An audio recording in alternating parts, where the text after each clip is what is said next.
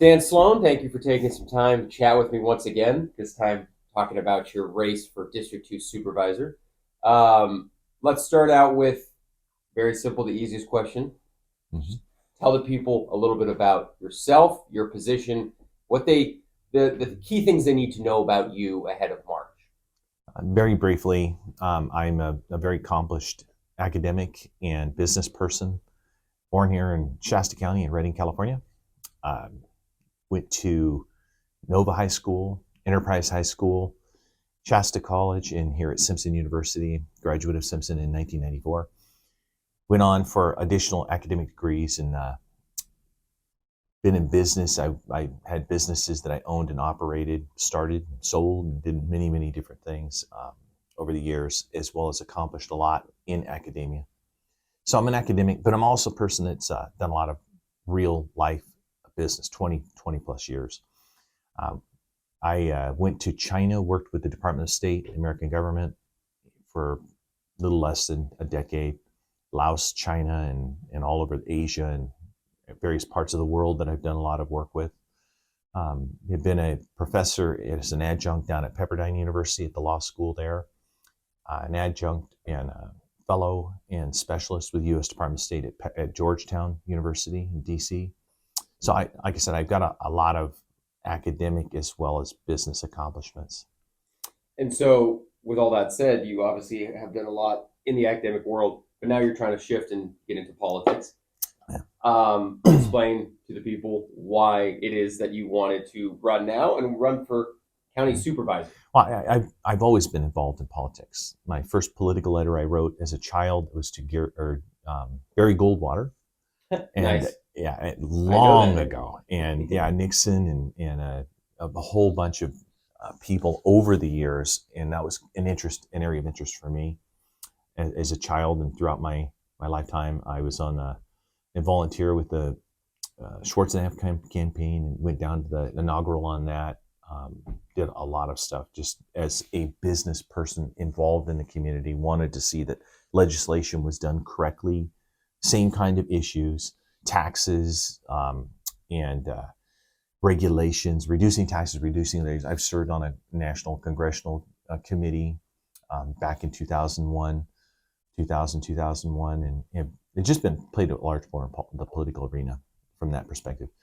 Recently, I took on the position in the last couple of years on the Central Committee. The Shasta County Republican Central Committee was voted in unanimously last year about this time as the Shasta County Republican chair for this county, and subsequently became the area chair for Tehama, Glenn, and Shasta County, and appointed to the executive committee for the state committee for the GOP.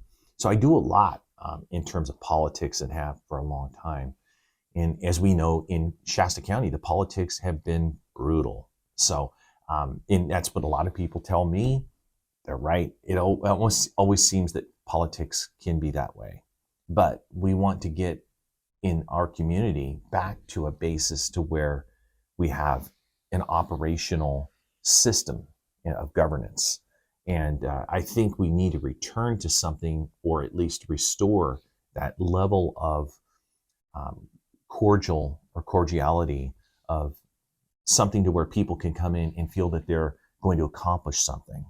And I want to return that, just as we've done here with the Central Committee. So that means a great deal to me. That's why I want to come in. There's a lot of issues. When I returned 5 years ago from living in Asia, working with the Department of State, there were many problems that I saw that didn't exist at that time when I left. And the homelessness issue has been a big deal. The issues of crime, the jail has been a problem. We have problems like the fires, Zog fire, and just lots of issues out there that need attention. Veterans, healthcare. There's just a whole host of problems that I'd like to help address. Now that leads into a good question. There's, how do you go about addressing problems? You listed a handful of things there Right. that you obviously find as concerns, things that you would like to work towards. Homelessness is a very popular thing for people to say in terms of we got to fix homelessness. That's up and down the state of California. I think that's something people will say. Yeah. The real issue there is how do you go about doing that? And from a county supervisor position, how realistically would you try and go about improving homelessness in the county? I have a passion for that area, and many times you'll find that with me, I don't just talk about these things, I'm actually doing them.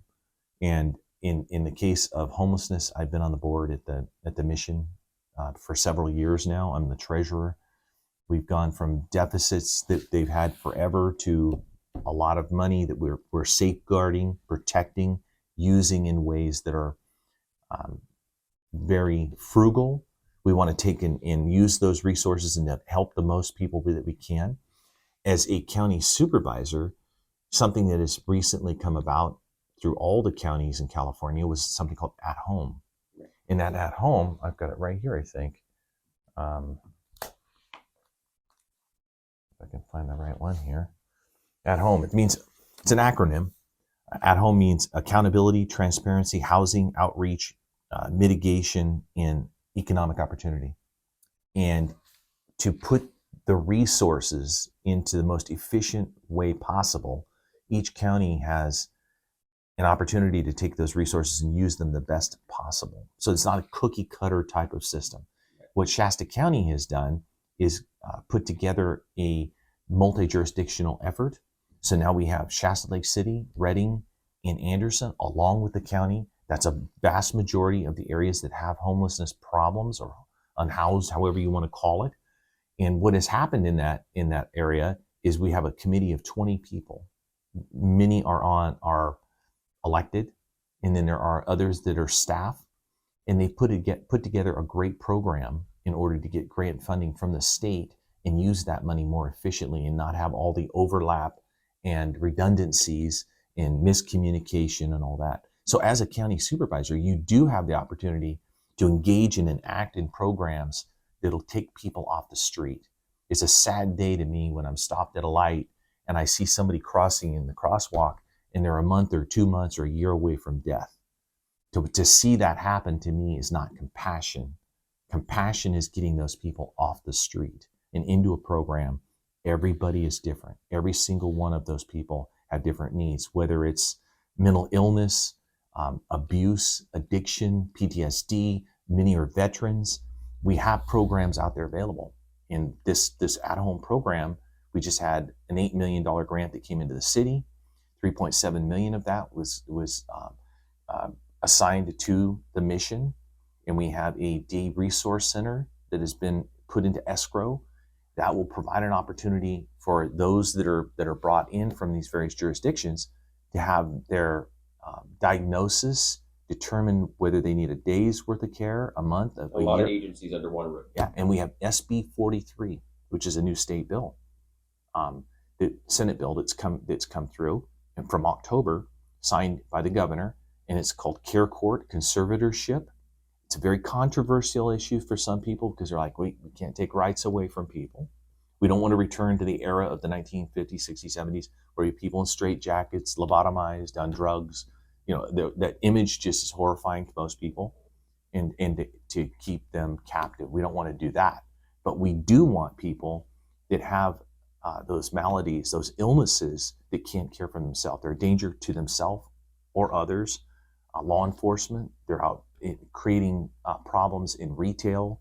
There's all the issues. Everybody talks about tents and feces and garbage and debris. Trying to solve those issues is very complex.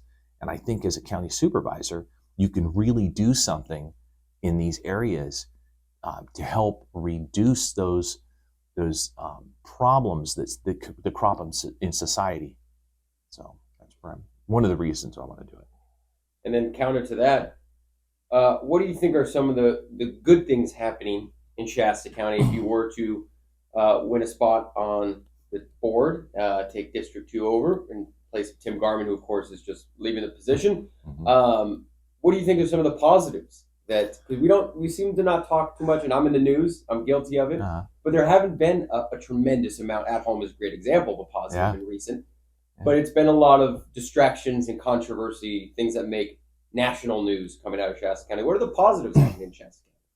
There are many positives, and I come from an area where I lived abroad. worked for our government and have been so blessed and honored to do so. And living, I'm probably one of a few people in our community that have lived under communism and socialism and know how horrifying that is. So when I come back here and I see in the news people like you that are reporting it each day, and what appears to be, the sausage being made of what happens in a republic and in democracy, it looks terrifying. It looks horrible on the news. But to me, in ways, I don't want the raucous crowds. I want there to be cordiality.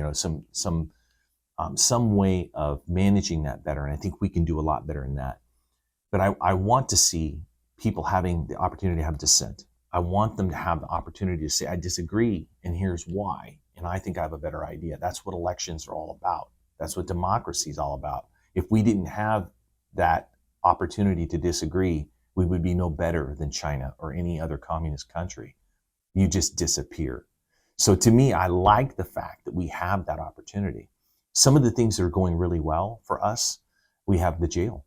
And, a year ago, it was confusion. I remember going to the Shasta County Library, and Sheriff Johnson was there, had a couple of sessions there, and he was talking about, here's the options that we think we can do. We don't have enough money. We can't pay the people enough. He hired 45 in his department and lost 48, Yeah. which was crazy. So there's some stuff that's happening now. We've got the jail, the top floor of the jail open. We're in the process of talking about options of what we can do. An inexpensive option, inexpensive, is $120 million. And that was the range they said then. I'm sure it'll be more. But we have that option. The courthouse is going to open. We can either build there on property that we already own. We can buy other or use other properties outside. Airport Road is a location they've spoken about. There's plans, there's drawings. I would need to get more into the details, which I don't have, but I would love to get into that to see how we can move that forward. Pick up some of the issues that are in crime. Crime has been a problem, not just in Shasta County, but all over the entire state. As the chairman of the GOP, I have the privilege of speaking with the other chairs of the other counties, and we speak about these issues. What are the issues in your county? What are the issues in mine? And crime is a major issue because we lack the financial resources in the jail space because of the way the law was changed in order to house prisoners or criminals in our local jails. So I think we're going in the right direction. Not that we want to lock everybody up, but we certainly want to protect the public from people that are committing crimes and taking away the rights of others. So if you were to win District 2, which, if we're being honest, with 4 people running for District 2, the realistic nature of it is this is most likely, you never want to count it out, but most likely going to head to November because it'd be really hard mathematically speaking for someone to win 50% of the vote with 4 people running. But I'm hopeful. I don't blame you for being hopeful. And that would be, obviously great for you. That's a lot easier. I think it would be great for me, and it would be great for the community. And why is Dan Sloan taking over District 2?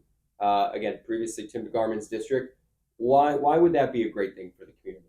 In simple terms, you've talked a lot about who you are and what you'd like to do, right. But really break it down for me. I bring a great deal of experience, knowledge, and obviously education with me. I candidly could go anywhere in the world. I was born here. I love it here.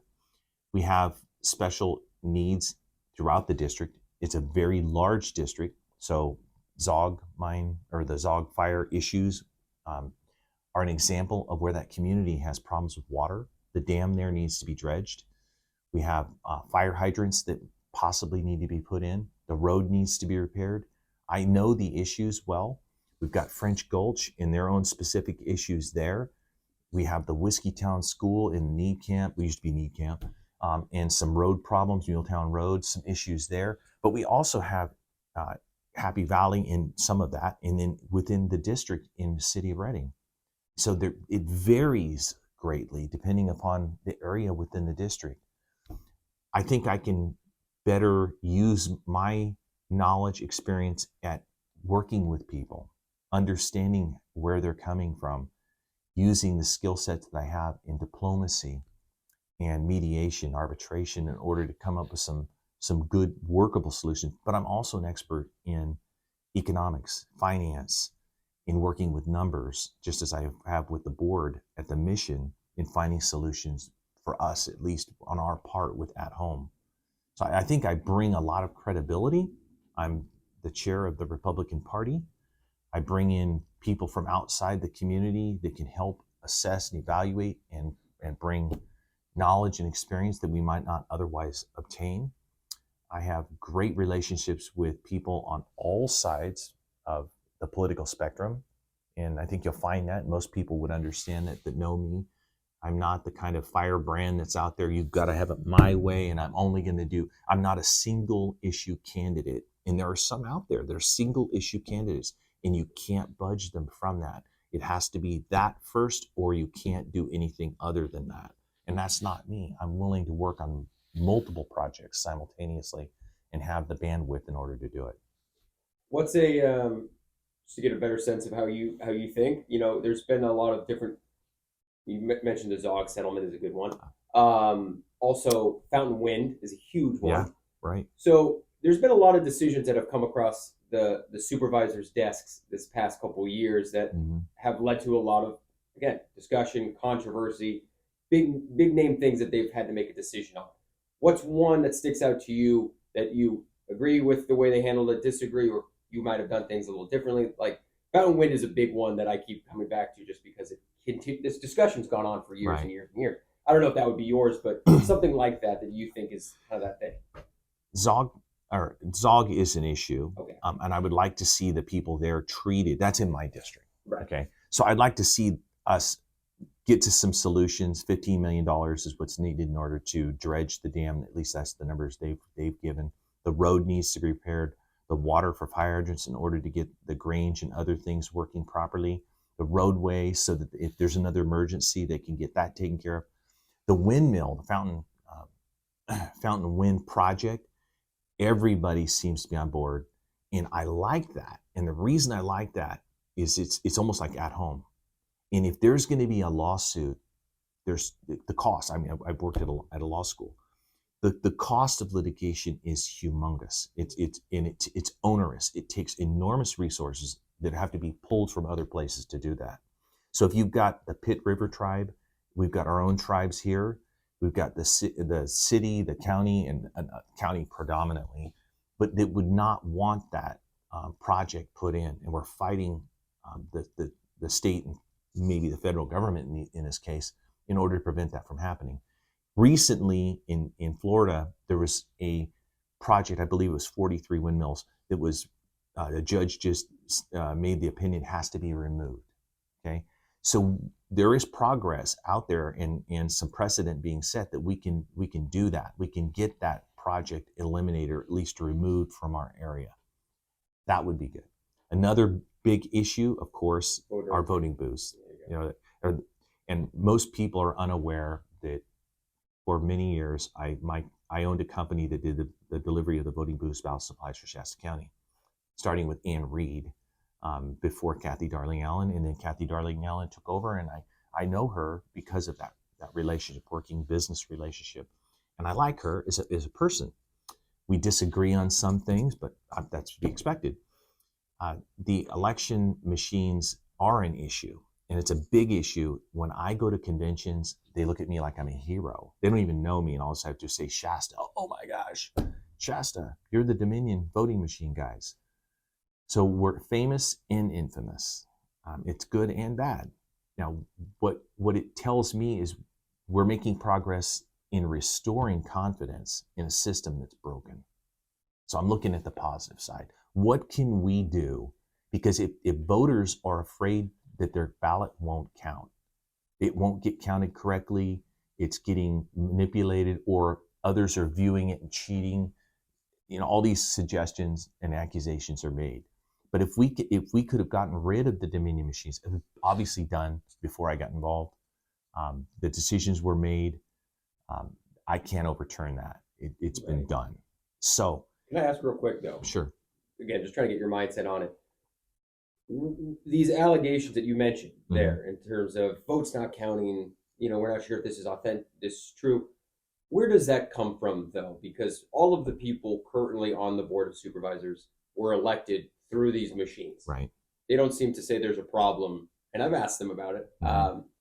There's no problem with the machines when they got elected, but now there is a problem. Why is there now a problem in your eyes, Yeah. or if you think there is even a problem? But what happened? Is it just the 2020 election?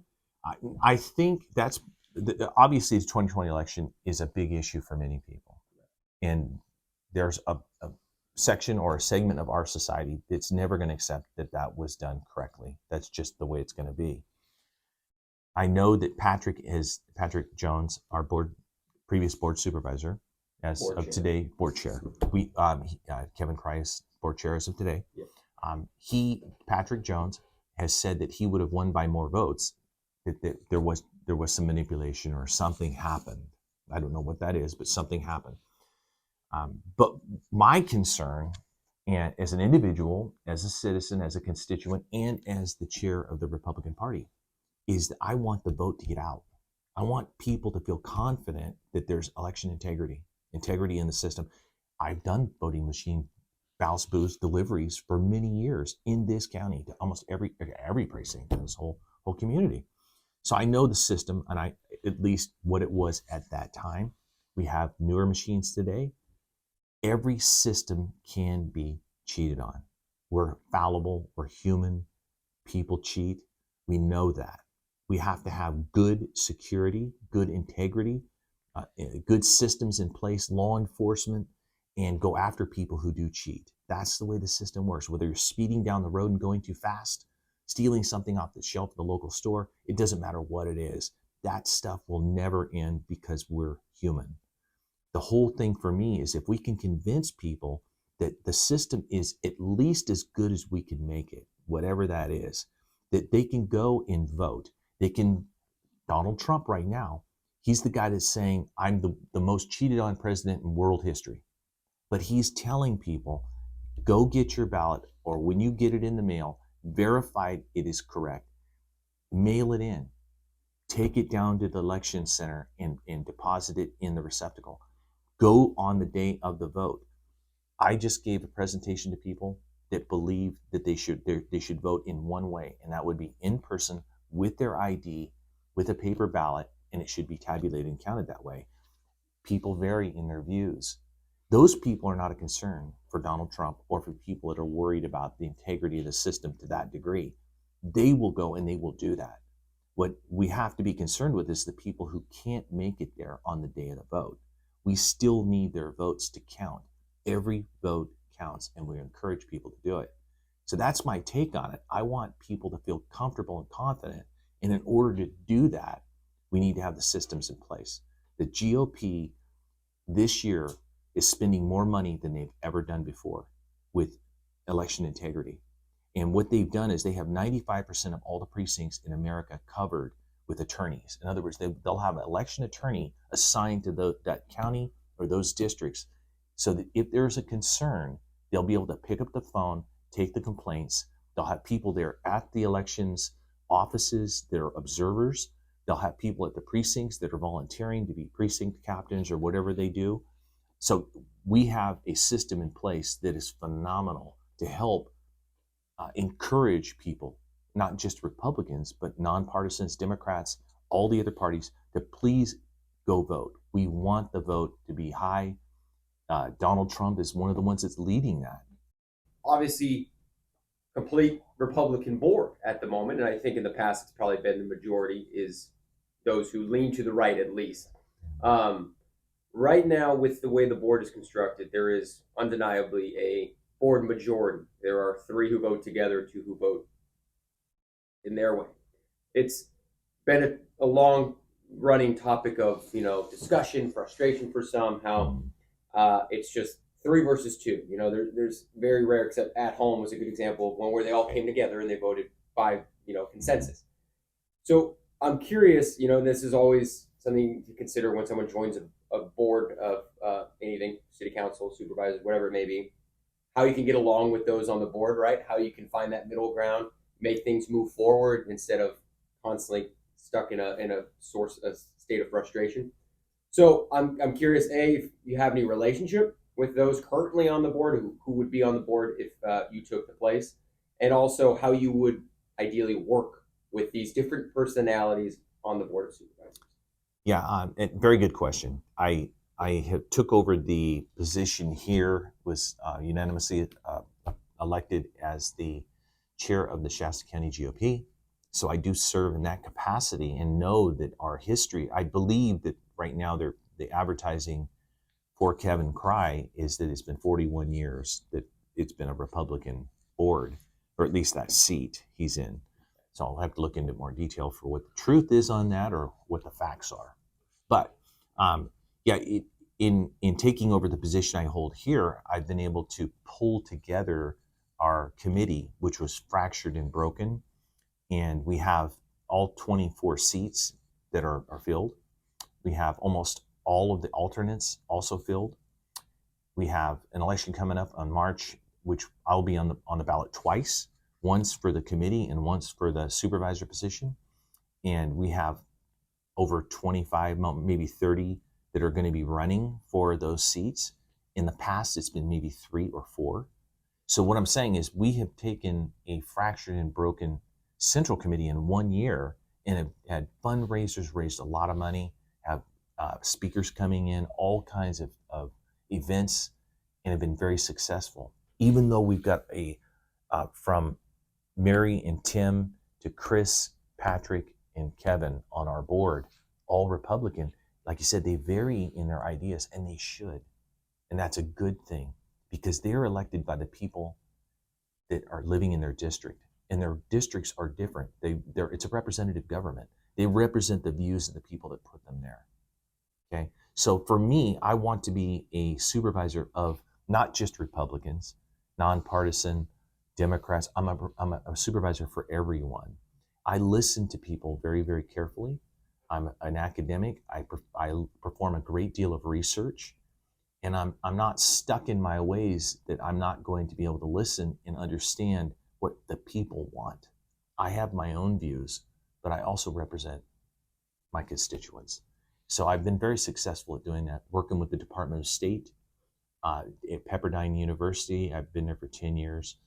It's the School of Mediation and Arbitration, Strauss Institute of Dispute Resolution.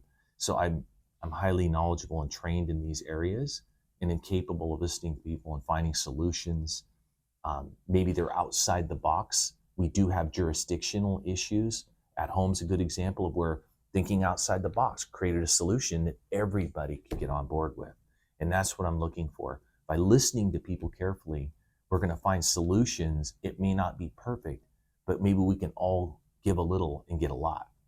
Dan Sloan, thank you for the time and chatting with me today. My first Know Your Candidate I've sat down with for this 2024 primary election. It's coming fast. 2 months away, right? Less than 2 months. Very soon. Yeah. I think it's 56 days, something like that. Yeah, who's counting though, right?